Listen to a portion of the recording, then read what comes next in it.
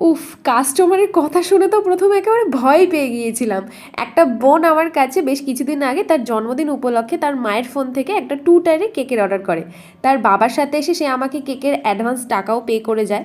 তো ব্যাপারটা হলো 2 টায়ারের কেক বা 3 টায়ারের কেকে আমি লেয়ারগুলোতে সেট করার জন্য মাঝে ব্যাম্বো স্টিক নয়তো পাইপ দিয়ে থাকি, যেটা সব বেকারি দিয়ে থাকে।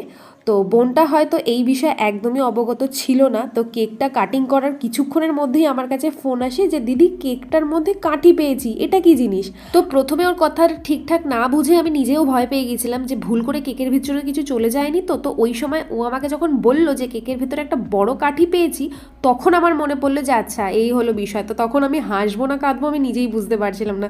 তারপরে ওকে বিষয়টা বুঝিয়ে বলি যে দোতলা বা তিনতলা কেকগুলো ঠিকঠাক সেট করার জন্য আমরা এরকম পাইপ বা এই স্টিকগুলো ইউজ করে থাকি। তো যাই হোক, ও বাচ্চা মেয়ে বুঝতে না পেরেই হয়তো কথাটা বলেছিল।